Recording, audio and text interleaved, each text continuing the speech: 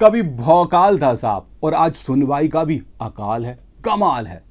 दतिया से हारे और इसी दतिया ने ही राजनीति का वो अध्याय लिख दिया जो कोई भी नेता अपने सियासी जीवन में दर्ज नहीं कराना चाहेगा।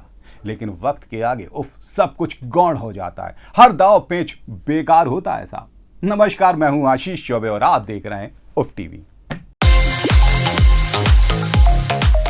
भाजपा में एक नेता की स्थिति पतंग से कम नहीं। देखा होगा आपने। अच्छा, पतंग को ढील दी जाती है ताकि वो आसमान को छू सके। उस उड़ती पतंग को यही लगता है ना कि ये ऊंचाई उसी का दम है, उसका असल वजूद।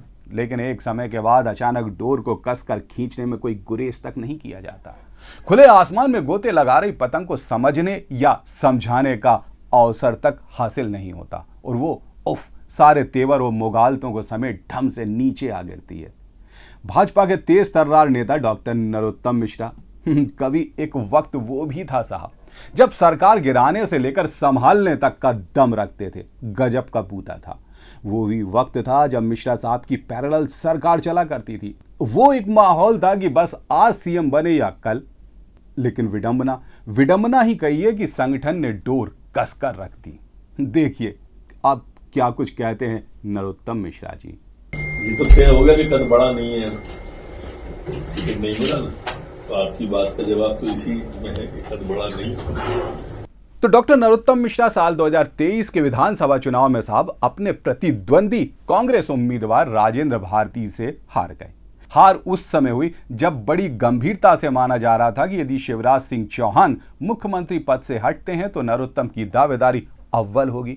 अमित शाह से नजदीकियां और सियासी दांव पेच में तगड़े नरोत्तम के तेवर और आत्मविश्वास भी गजब अलहदा थे। वहां दतिया ने हार क्या दी, समीकरण बदलते गए साहब, लेकिन नरोत्तम ने मुख्य धारा में वापसी के प्रयास नहीं छोड़े। जमावट के लिए दिल्ली दरबार से लेकर प्रदेश के मकामों पर हाजिरी बजाते ही रहे। यहां तक कि शनिदेव को प्रसन्न करने के लिए धाम तक बनवा दिया था।